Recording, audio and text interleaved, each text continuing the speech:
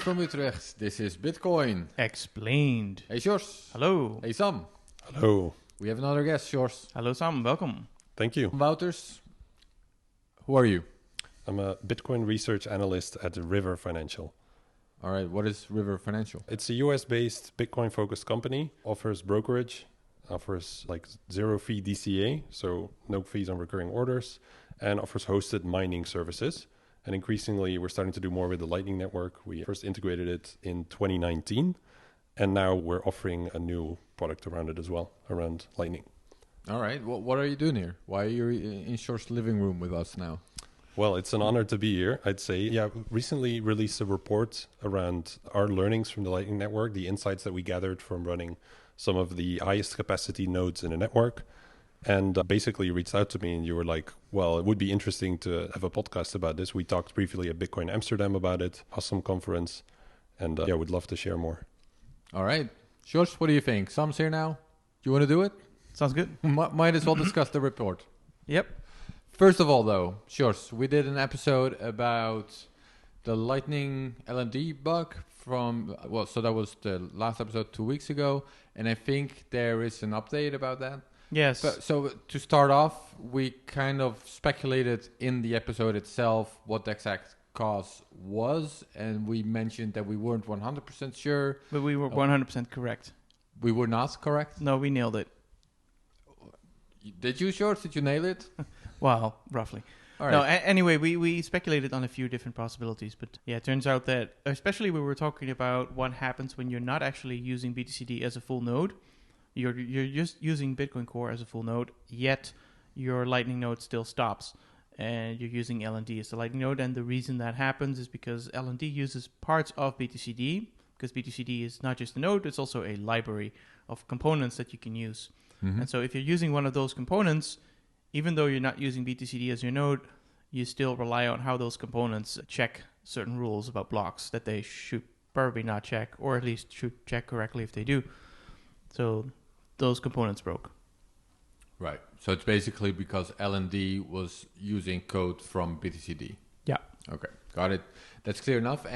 But there's been another bug this week. Yes. The LND nodes crashed again. Is that right? Yes. As the song by Britney Spears goes, oops, I did it again. The same person crafted another special transaction, put it in a Bitcoin block, and voila, all the LND nodes crashed.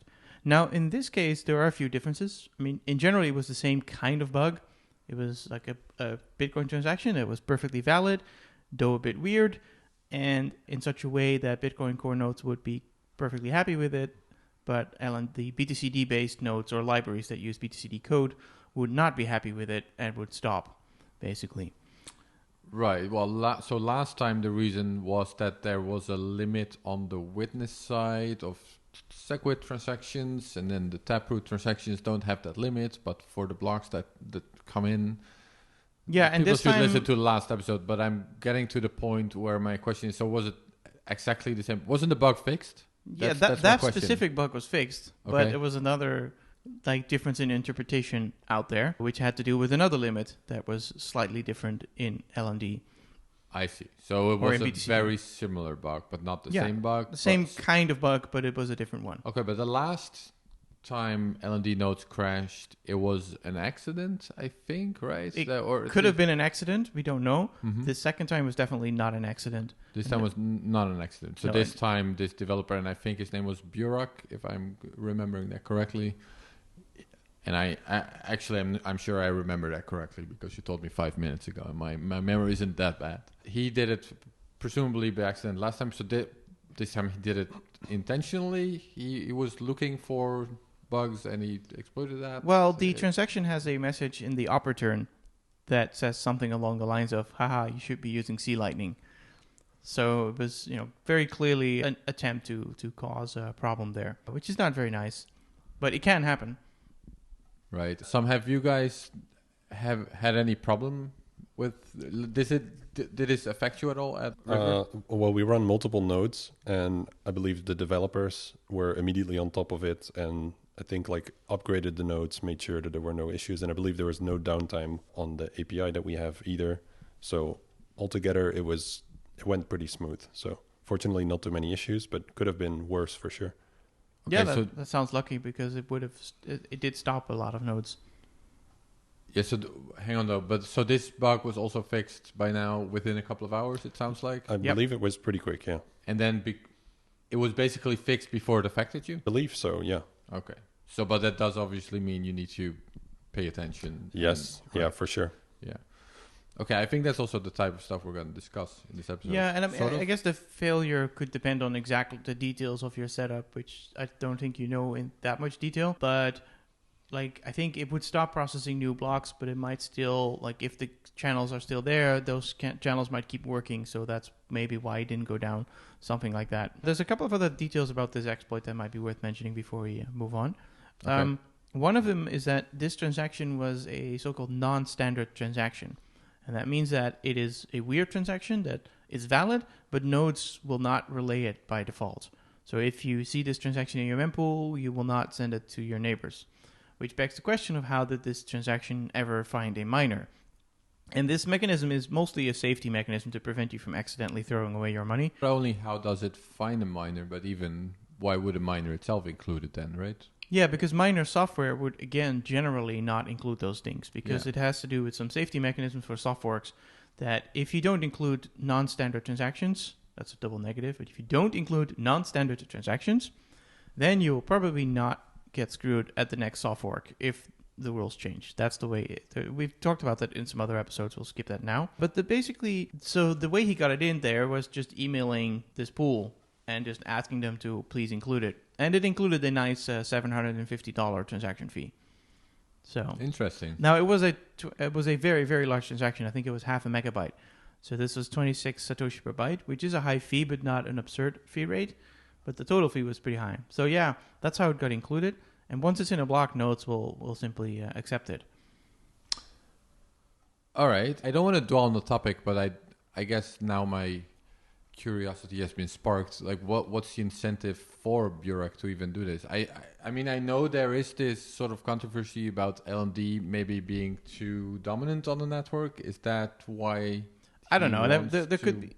My guess would be, without having spent too much time, it's like there's two ways you can deal with security issues. When you see a product that you think is not secure, you can contact the developers of that product and disclose carefully what the bugs are and be very, very patient. So it could take months for them to address it. Or you can go out and simply break their product in public and create sort of a warning signal to the general public. Now, that last thing could be warranted under some really extreme circumstances, but I think this was too early for that. But it may have been something like that, like telling the world, like, hey, be careful, Lightning is not as mature as you think it is. Things can still break. I don't think it's the right way to do it, so responsible disclosure would require you to do these things, contact developers directly, be very, very patient about stuff. And then even if you did want to do a public demonstration of the vulnerability, I would say do it on testnet so that you can show that you have this thing that can crash nodes, but it only crashes test nodes and not real nodes. Okay, I'm going to move on to the report very soon. But first of all, because I don't think this is in the report, but now that I mention it, Sam, do you have any insights about which types of nodes are used on the Lightning Network at all? Like, it is mostly LND, for example, right? I think largely, yeah. It's a very popular one, indeed. Yeah, but you don't have any... No, I don't have any statistics. There wouldn't even be any statistics. Exactly, on this, I guess, I would assume. Well, my guess is you could figure it out, but I've looked at mempool.space. They have a new Lightning Explorer, and they don't show the node type. So I guess you'd have to pay attention to some subtle behaviors to guess whether somebody has a C Lightning node or an LND node or an Eclair node. Yeah. Okay. But I do know that most of the mobile wallets are based on LND. Yes. And that's probably the majority of nodes, but maybe not the majority of visible nodes. Anyways, okay. Moving on. Sam, your report, it's called Insights from the 4th largest Lightning Network node. Yes. And I think you briefly mentioned it already, but let's start again by why did you write this report? Why does this report exist? Yeah. What is it and why does it exist? Yeah, so the report's focus is to share data and essentially, as the title says, share insights about what we've learned from the Lightning Network. And when we initially had a look at sort of where things were at when I joined the company earlier this year, Lightning was starting to pick up quite significantly in terms of activity, as we could see in the data. I just saw we have a team of 4 Lightning developers, and I just saw them sharing things in Slack and being enthusiastic about the progress. And I figured, like, I haven't really seen anything like this out there too much. So we started discussing, like, hey, could we, like, share some of these insights with people? And there are people who have been sharing data, which is great, but not much from larger nodes or bigger companies, anything like that. So we figured, what if we make a report and share what we think people might be interested in as a first pass, sort of, to see what is the interest from the industry, what is the interest from the market, where do they think it might be interesting to learn more about Lightning and the way we operate it, or the way they could operate it, and then potentially repeat the report in the future with some learnings, with more insights. But the focus was very much on data sharing, because it's very difficult for, I believe anyway, for people to work on this kind of system and to improve it if they don't really have a lot of statistics about, like, why payments are failing, to give an obvious of how users are actually experiencing the Lightning Network. You have to do a lot of in-person conversations with people, I guess, a lot of qualitative research. And that's quite time intensive if you're a developer who wants to, build systems. You're not necessarily a qualitative market researcher. And you might be running a non-custodial service where you're not spying on your customers enough to see what problems they're running into. Or you might be, building a node and you don't even have a help desk. Yeah. So, yeah. Yeah, definitely. So we were trying to figure out, like, what would be the best format to share this. The report is relatively brief. I believe it's about 20 pages and lots of images and graphs in there to just make it accessible to people, also to River clients who might not all have necessarily used the Lightning Network before or really learned much about it. So it also keeps them in mind a little bit, makes it accessible for non-technical people. And yeah, the focus was sharing data, and what we're now already seeing is that other people are sort of jumping in, starting to share their insights too, based on some of the metrics that we shared. And it's starting to get a conversation going, which is really what we were hoping to see there. And hopefully this can help developers who want to improve Lightning to gather more data and insights so that they improve Lightning, and essentially everyone benefits, because it's definitely in our interest to see Lightning succeed. And we're trying to do what we can to help there. And to be very clear, what you did specifically, this is the data from your own node. You didn't collect data from other nodes or users. This is just, you guys have one of the biggest nodes, and this is your experience. Yeah, that's what it is, right? Yeah, we actually have 2 nodes in the top 10 by capacity, so how much Bitcoin's on there. But initially, the second one was in the process of being built up, so it wasn't up there yet. But by the end, when I was done with the report, we also had number 5 or 6, I believe, by capacity. The data is all from there. I would love to, in the future, start aggregating data from more providers. And I've seen some comments on Twitter of people being like, yeah, but this is just what operators are saying. How can we trust that? And it's like, well, you could lie about how many transactions you're processing. You can make all kinds of things up to make it look bigger than it is, but eventually it's going to catch up with you. If you pretend to do like 10 times the number of transactions that you're currently doing, and everyone else shares their data and nobody gets close to what you're doing, then it looks kind of dicey. So mostly, I believe, at the current stage of Lightning, people are very invested in seeing it succeed in the long run. So like, you don't necessarily have to trust everything, and you can put like 17 asterisks in the report saying like, this is all like self-reported data from all of these users, but across this many users, these are the insights we can gather. Okay, so the way we're gonna handle the report is we're not gonna deal with it page by page. We're gonna select some subtopics that we found of particular interest, maybe in context of a more technical podcast. So let's start with the most important question. How much money are you making? Well, me personally... No, I'm not asking about your salary. I'm asking about the fees. I know, it was a joke, yeah. No, the focus of the company isn't to make as much money as possible on Lightning. The focus is to help grow it. So currently the returns are about 1.15% per year. And in the report itself, I also compared this to some other users that have sort of shared their data. Some of them earn like 5 to 10% per year, which is already a pretty significant number. But there's likely some kind of plateau in there where if you add more capacity to your node, you're not going to be able to reach those numbers because there's not enough activity on the network for you to get those kind of returns with that much Bitcoin. So that's a little asterisk there. So for River, it's 1.15% at the moment, but the focus is much more on reliability of of the Lightning integration that we have. Right. Yeah, I think one of the things you pointed out in the report was to say like companies can optimize for very different things. So they could optimize for revenue, but if they have clients, they may want to, and they make money from those clients in very different ways. They want to make sure that the clients just have the best experience when they use Lightning, even if that's not profitable at all. So, and that also, I guess, in the marketplace means that you're competing with people who do not optimize for profit. So that means that fees might stay quite low, but we'll have to see how that goes. Yeah, definitely. Yo, what is going on, guys? We are proud to have Voltage as a sponsor of this episode. How many of you developers out there have wanted a streamlined infrastructure provider for your particular project? Well, I'll tell you what, Voltage is the Bitcoin infrastructure provider you have been looking for that makes building on Bitcoin quick and easy, whether it's Bitcoin nodes, Lightning nodes, BTC Pay, and so much more. But don't take it from me. Just ask the guys over at Amboss, Sphinx, Podcast Index, and Thunder Games, and so many others that you guys already know and love. Their enterprise-grade products make it fast and easy to build, deploy, and scale your next project. So make it easy on yourself. Even normie plebs can use the dashboard or API. Don't wait before the next block confirmation. Let your team focus on building great products and let Voltage handle all the rest. Voltage is your go-to zero management Bitcoin infrastructure solution. What is the most work, so to say, in operating a node? Is it managing liquidity? That would be my guess. Is that's sort of where most of the effort goes into. Is that right or no? Yeah, I think that's fair to say. Like as a node operator, I mentioned we have a team of 4 developers. They're not spending all day closing and opening channels and managing liquidity. That would be very extensive. They're very focused on building out the infrastructure that will also be offering, that we are offering to other companies.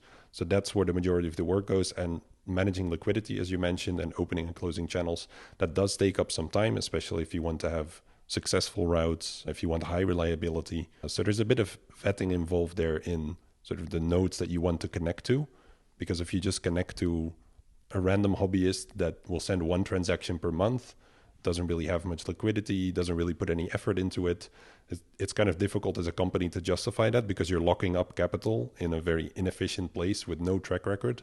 So there's a little bit of vetting. It's not very strict. And our CEO has also mentioned on Twitter, like we're looking into ways to make this a bit more flexible, because there is a whitelist at the moment, and only if you're on there you can open and close channels.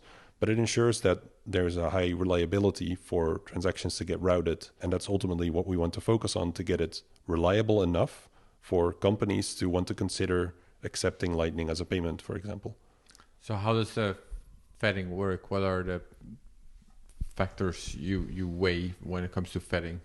Yeah, for example, some of the things I mentioned, like how long has this node been there? Like, is there some kind of track record? How many connections do they have? How much Bitcoin capacity do they have, essentially? Is there some kind of minimum for the channel size? It's not very large, but it's not like you're opening and closing channels for just a few dollars, because there are already like so many of those out there. So I think those are some of the main reasons, main things. And I'm sure like the how does this actually work? Is there someone sitting there looking at these things, or is it automated? And by the way, I will notice right now, so we had a discussion yesterday before we did the podcast where I mentioned in Sjors as well, but for me it's definitely true. I haven't been keeping up with Lightning very closely at all for the past couple of years. Like I'm somehow way more interested in Bitcoin base chain, always have been. So it's very possible that I'm asking very beginner questions, just so the listeners know and you know. I don't pay super much attention to Lightning, but I do run my own node. But I don't pay much attention to the node either. Like I will open new channels if I make a payment and it doesn't go through. That's sort of a reminder to me, like, okay, I should probably open a channel there, or if people complain that they can't buy my book. But other than that, yeah.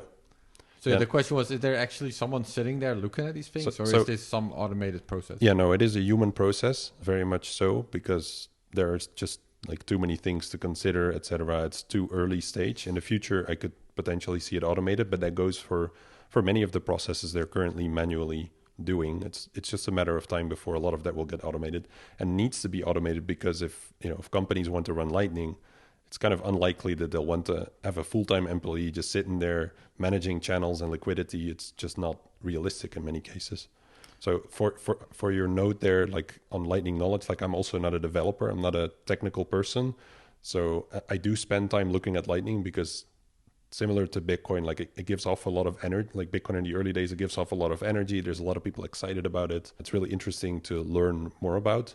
So I try to keep up to date, but I'm definitely no expert either. So if it's currently such a manual process to manage liquidity, for example, does that mean in effect that how centralized is the network now?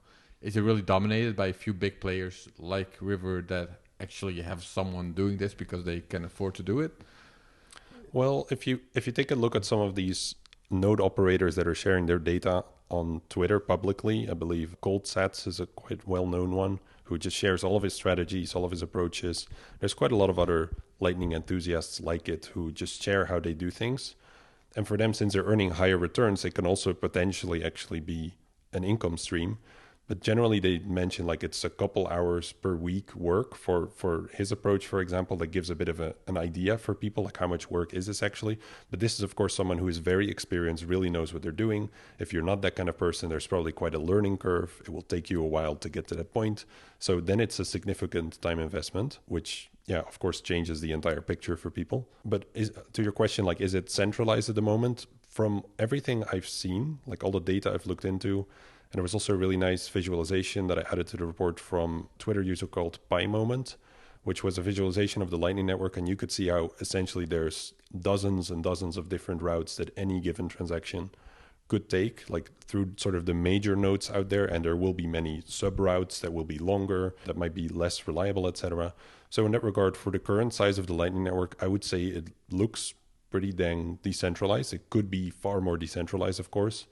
But to sort of bootstrap the network from the ground up, it makes sense to have a very reliable experience for people so that they can enjoy the benefits of the network. And then as it grows bigger and bigger, I'm sure people will also become more vocal about centralization and that type of thing. Right. And I guess the other cost in managing liquidity, so we've just discussed the human cost. The other cost would be on-chain fees, I guess, because you have to open and close channels. Is that right? Yeah, for sure. And I think but right now, surely that's very low. Yeah. But that could change into the future. What are the expectations there? Yeah, for sure. Like, I mean, nobody knows how expensive it's going to get in what kind of time frame. Yeah, he does. How expensive it's going to get 20 years from now.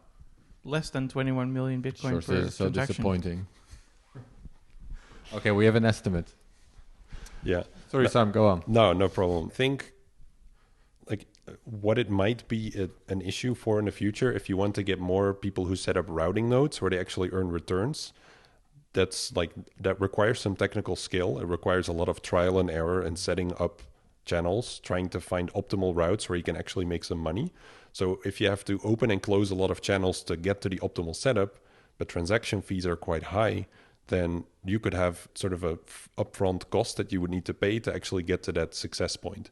But in a way, I mentioned this in the report as well, it's not that dissimilar from someone who wants to build up a successful YouTube channel, for example. You need to invest in some equipment. You need to really put in a lot of time and effort to make really good videos. And by doing that, like you invest a little bit in it, but it can then give you returns. So I actually see it quite similar to that, where the best content creators, they don't talk into their iPhone. They have a proper microphone and some good lighting, etc. And that just makes a massive difference. So I see this play out in the future quite similar for Lightning. However, that argument goes only so far. If transaction fees become hundreds of dollars, then it becomes pretty expensive to become a successful routing operator, a node operator. Well, it goes both ways, right? If transaction fees on chain are $100, well, that implies that everybody who tries to use Bitcoin has to pay that $100. So that means a lot more people will try to use Lightning, and they'll be happy to pay $20 Lightning routing fees. Yeah, for sure. But what it changes essentially is that the upfront cost to become a successful routing node, that would rise. That would become potentially less accessible to someone who doesn't have a bit of a budget to invest in this. Possibly, so that's the only thing. But is that a big threat to the decentralization of the network? But I'm not even sure about that, right? Because it's all about the money, the returns you're making on the capital that you're investing. So if you're putting up $1,000 and you start making $300 a year, then it's actually better than it is now. So maybe those high fees just mean that you get more return on your investment, and you don't have to be a big operator. You could be a small operator. Yeah, there's definitely many facets to it, I think.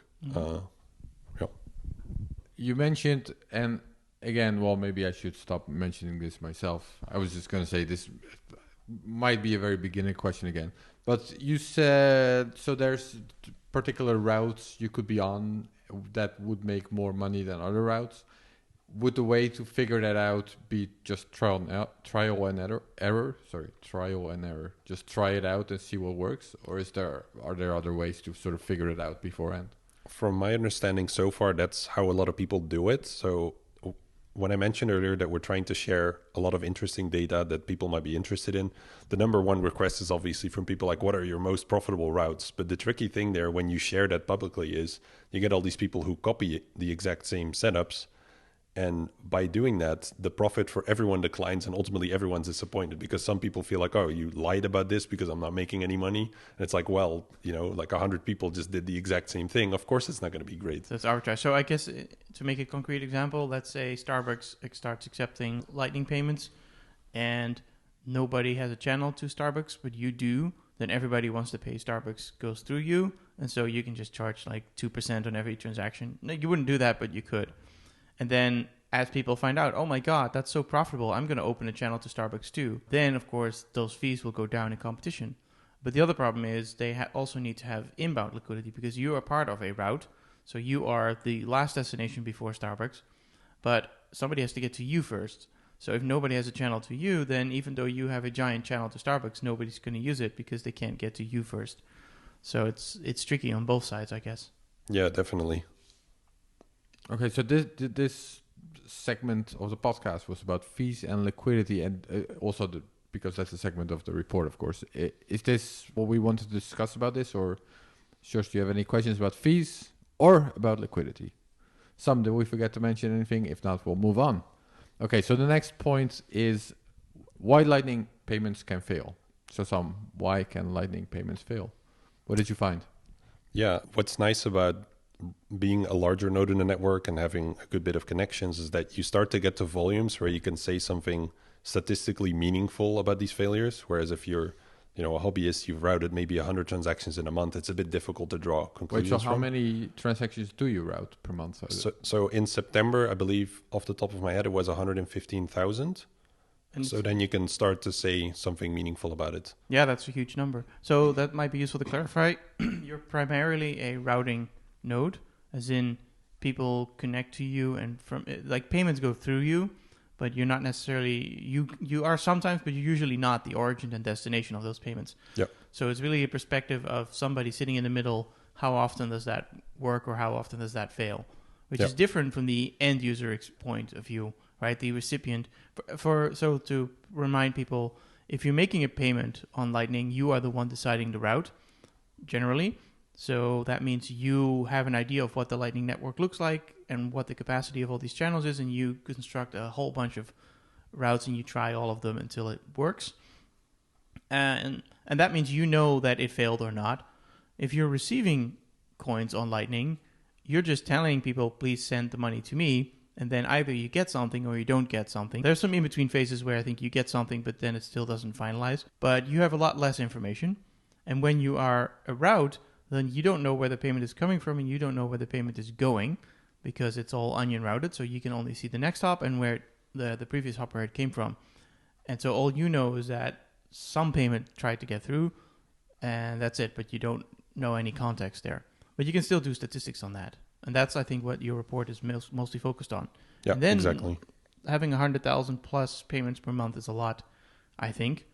And then a very low failure rate, though I think the failure rate doesn't necessarily completely include what the end user is experiencing, because you might, some payments might not even go through you, and so they might fail, or maybe the payment is split up in multiple parts, and the part that goes through you is fine, and the part that goes through somebody else is not fine. So yeah, and to maybe give some context on the numbers there, so I mentioned 150,000 transactions. That was in September.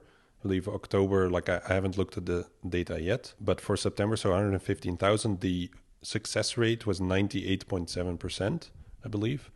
And I did check a couple months back as well to see if this wasn't a fluke, of course, and the numbers were typically around that. I believe at one point they were 99, at one point 98.5. So they've sort of been hovering around there for the past few months. Out of that essentially, so 1.3% of the payments that failed. Wait, does this mean, are you bragging now? Is this thanks No. to River doing good work, or do you think this is sort of general? So I've checked with some people to, like, just out of curiosity, like, do you see these numbers as well? Some other people have it a bit lower, but like they also don't have a sort of a wide list of channels that they connect to. And some people will mention like, yeah, if you're connecting to all kinds of random nodes, then obviously that success rate will drop.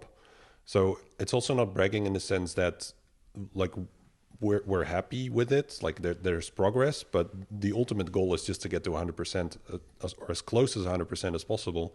Because if we want people globally to use this in a reliable way and use it for business, then you just need to be extremely reliable. And 98.7% is great, but if 1 in 100 payments doesn't make it, some people have the patience for that. Well, that depends on the details, right? Because it sounds really bad. Like if that was the case for normal credit card payments, that would be a complete disaster. But because Lightning wallets make multiple attempts to finish a payment, 98% success rate might be perfectly fine because it'll 1 second later try some other route and it'll go through. So maybe it's perfectly fine, this number. I find it hard to assess that. Maybe some Lightning expert will tell. It probably depends on the kind of failure. So I think there are in Lightning failures where it immediately tells the wallet that's trying to send, hey, I'm sorry, your payment failed, try again. There's another one where it's like, oh, sorry, your money is stuck in limbo for the next 3 weeks. Those are the nightmare failures. But I think those, I don't know if you can measure those separately, but I think what you're showing in your chart is one is a timeout. Yep. So that I don't know. Maybe the listeners can help us explain what exactly the thing is that times out. The only thing I could find was multipath payments. Apparently, when you have multipath payments, so your wallet sends. Well, hang on, Sjors.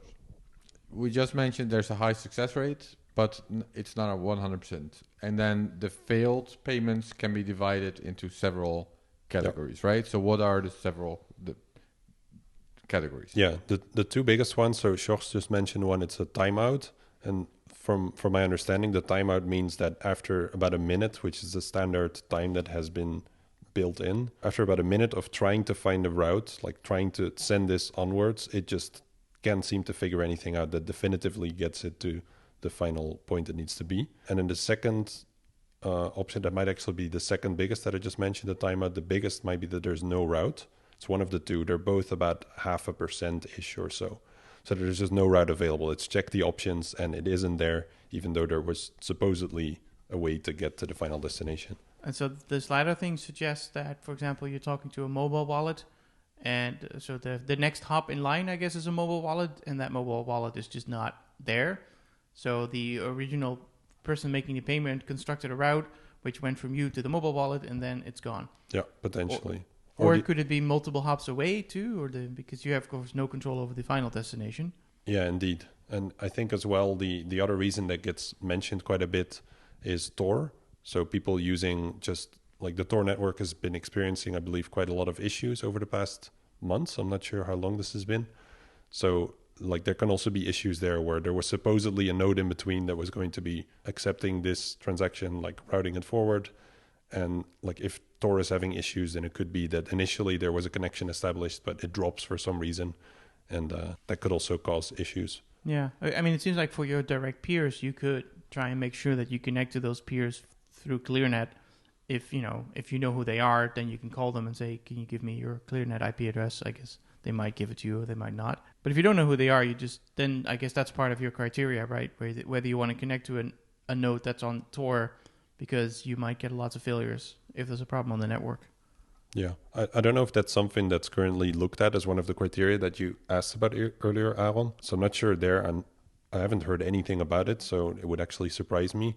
But it is a factor. Is it a very big factor? It's one of the biggest factors at the moment of the 1.3% that isn't making it. And perhaps for other people, this is significantly higher. So it's definitely worth exploring more, I think, for people that sort of understand where is this issue originating. Yeah, we talked about probing yesterday during the preparation. And I guess probing means that somebody's just scanning the network for how much money is actually in every channel. So they just send a fake payment, essentially, to a final destination. And if the fake payment makes it through, then the recipient of the fake payment will not accept it because they don't have the pre-image. So it will fail, but it'll fail in a different way than when there's not enough money. So the attacker or scanner, whatever you want to call it, can see how much money is actually in the channels, because that's normally kept private. But if that was happening a lot, you would expect a very, very high payment rate, as you pointed out. Yeah. Yeah, and you're not seeing that. So that implies there's no probing? There's probably some, I would guess. I don't know for sure. There's also, I believe, probably many of the chain analytics companies that are trying to figure this kind of stuff out to see if they can sort of reduce the privacy on Lightning and figure out what's going on there. But I couldn't see anything in the data that would indicate like this is happening at mass scale and really impacting sort of success rates, etc. Okay, I want to recap this, and I'm not sure if I understand this correctly. So do correct me if I'm wrong. So generally, we have a high success rate of payments, or at least sounds high to me. I don't know what would be considered high, but 99% sounds kind of high to me. And then out of the 1%, so the payments that do fail, you can basically categorize them in two categories. So one is timeout, and one is no route available, right? And then there's a very small sliver of other I'm seeing in the report. Do we even need to get... So what's other? That you just don't know? Or what? Others could be... There's like a error unspecified, like when there's just some kind of issue. My guess is one of the issues as well, I believe I looked into it, was that someone might send an actual manual payment, but they make some kind of mistake in their payment or in the instructions, etc., and it doesn't go through for some reason. Or the node could be offline for just a second or something, a power outage, you name it. LND bug. Something like this could happen. But that's such a small minority that I really believe focusing on the first two will give the biggest results in getting a higher reliability. Okay, so the first two or the main two, the two are timeout and no route available. So my first question about no route available is, why would it even get to you if there's no route available? Did you already discuss this or no? Yeah, it wasn't super clear to me either, but I think it just means that the next hop isn't available, which could be that you have so basically Lightning nodes gossip around things about the network. So they'll say, oh, River is connected to these other 5 nodes, and they have channels that are this big. And so somebody makes a payment based on that information, and then the payment gets to River, and River's like, yeah, I'm trying to reach that other guy, but they're not online. Right. So that could be the mobile wallet, which you just mentioned, for example. Exactly. Right. Okay, I got that one then. Yeah. And then the other one would be timeout, and you mentioned that's probably Tor related, I think? Could be. That's the biggest suspicion I've heard from people so far, indeed. Yep. Well, I can definitely confirm, because we do our meetup in Amsterdam, and a lot of people try to pay with Lightning, and some of the people have set it up themselves with their wallet, and then it's going through Tor, and that's probably the number one problem we encounter when people try to pay us through their own sort of setup, which uses Tor. And they're probably using Tor in both directions, so they're probably using Tor to connect to their home wallet in the first place, and then that wallet itself is connected through Tor to the next hop on the Lightning Network route. So that can get slow. Yeah, makes sense. Maybe to give a little more context, actually, I was just thinking, like, we've shared the number of transactions, the payment success rate. It's also interesting to know, I guess, for people, like, for what kind of size of transactions is that? Because, it's really easy to have an extremely high success rate if people are just sending 1 cent, so to speak, or 1 Satoshi worth. But the average transaction size was $46, which to me, the first thing was like I had to quadruple check if this was correct, because it seemed really high for Lightning given the current on-chain fees. Right. But it gets skewed upwards very high by, like, we have high capacity on the node. So obviously larger transactions are a bit more likely to come through us and some of the others in the top capacity nodes. But then I had to look at the median size, and that was about $5. So that seems a lot more realistic and sort of around what you might expect, given the fact that there will still be large transactions and people just trying things out. So that gives a little bit of an idea, like, this is sort of the median transaction size for which that payment success rate is there. And I had a look at some of the earliest data I could find in terms of payment success rates on Lightning from 2018, or might be 2018, yeah. A $5 transaction failed 50% of the time-ish. So that's quite a jump there. Right. And I would assume that the bigger the payments, the bigger the odds that it will fail. That was the assumption initially as well, but due to the sort of the size that the Lightning Network is at the moment, we had to look at as well as like how many transactions have we done over a Bitcoin, for example, worth, as there are some large channels. But typically when people try these, they're over a Bitcoin. Is that what you said? Yeah. Over the Lightning Network? Yeah. Okay. I believe we've routed 4, one of our developers really? mentioned. Yeah. This was, But I'm guessing that would skew the average upwards, right? Hence why, but actually, hence why I looked at the median to exclude those.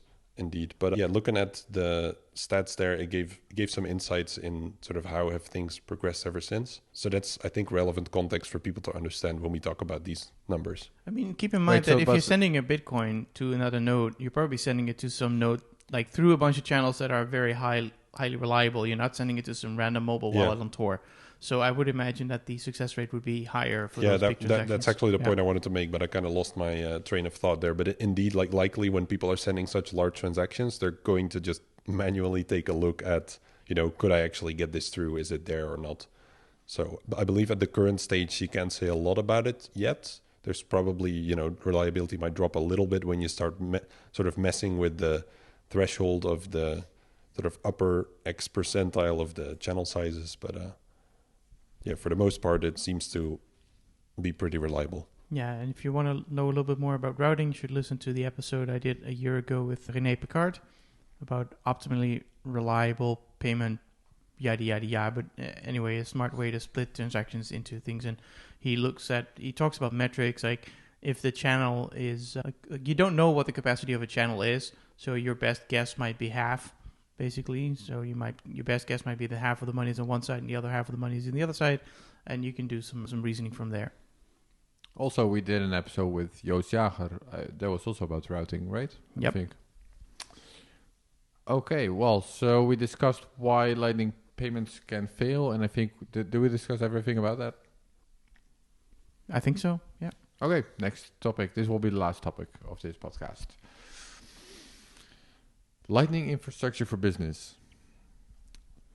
Yeah, you mentioned that River is running a Lightning node as a service. So basically, instead of the clients having to run their own Lightning nodes, you run it for them and they just use an API. That makes their life easier.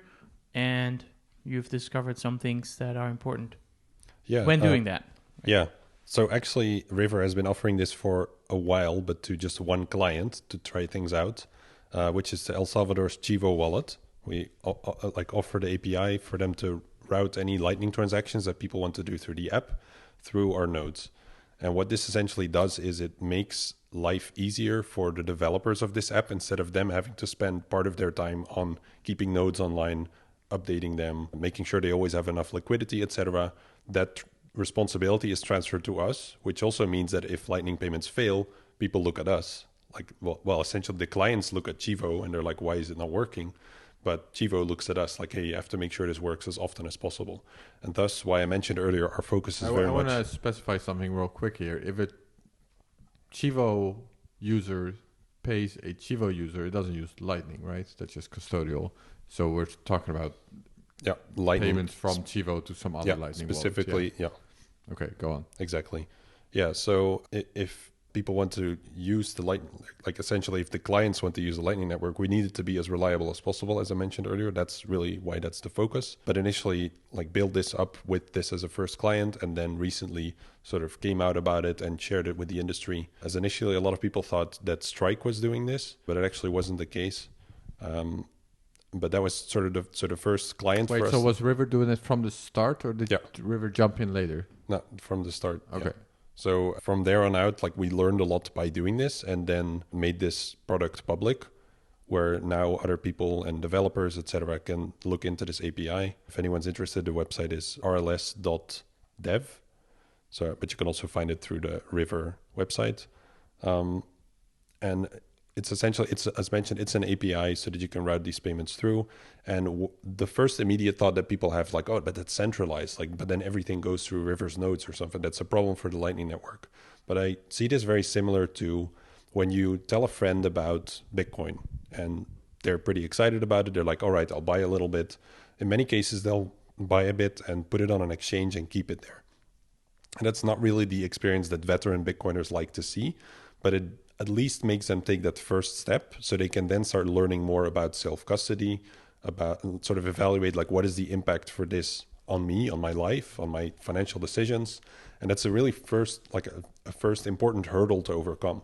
And in a similar way, if companies want to start taking Lightning seriously and accept it as a payment method, etc., but they don't necessarily want to have a developer that spends a lot of time on this, then they can use such a service. And sorry.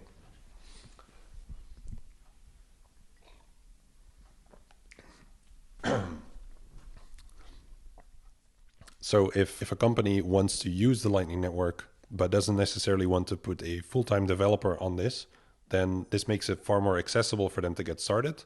And if they then take it very sort of seriously and it's promising numbers, etc., then they can use it to use that position to then reevaluate, do we maybe want to run our own infrastructure? So it's a first important step for businesses to want to consider this. Yeah, and something I brought up yesterday, I don't know if the answer to that is known, but you mentioned there's 4 people working on Lightning. Well, there's 4 developers, but they're maybe doing even more than just Lightning. And you mean at River? Yeah, exactly. And that might sound very large, but I have seen companies that run altcoins and they will have a bigger team on their Ethereum node. So by the standards of, compared to running a Bitcoin node and doing on-chain payments, it's definitely more complicated. But is it more complicated than certain altcoins to manage these nodes? I don't know the answer to it. My guess is it's somewhere in between a very demanding altcoin and a much simpler altcoin or something like that. So that's another basis of comparison you could have. So it's not that you will only have River to run the only custodial Lightning or the only hosted API for a Lightning node. There could be a lot of companies offering that service, so you'd still have, and you can just swap out to a different one if you don't like exactly. them. Or do it yourself if you have more than 4 people available or something like that. Maybe the number is lower. Yeah.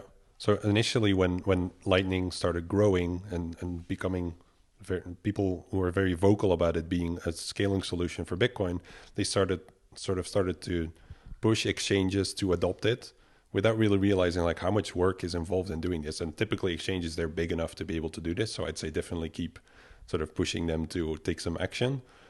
But for a lot of businesses, if they would like to do this, there's a fair bit of work involved. It's not something to overlook. So this just helps it to make it more accessible for them. And then they can essentially play with it themselves, see what demand is like from their customers and get a first good look. Yeah, and sharing the resource of liquidity probably helps in general, right? Because you have to lock up quite a bit of liquidity in order to have a good experience. So if you can share that burden with multiple businesses, that might make sense. Yeah. Okay. I would assume in general, if you're gonna put in man hours to add something to an exchange, you're running an exchange, you want to add something, it's probably more profitable to just add some shitcoin that people will trade rather than add Lightning, because people can already use Bitcoin on chain, right? Yeah. That's probably the reason that a lot of exchanges haven't integrated Lightning, although it is growing now. Some are starting to adopt it. Yeah, definitely. And I think that's totally correct what you're saying. And for us, it's nice because we're just Bitcoin focused. We don't have to worry about all these other coins and integrations and you name everything. So it's really excited to just focus on this and try to help it grow as much as possible. Thank you for coming and explaining all this interesting stuff to us. And dear listeners, thank you for listening to Bitcoin Explained.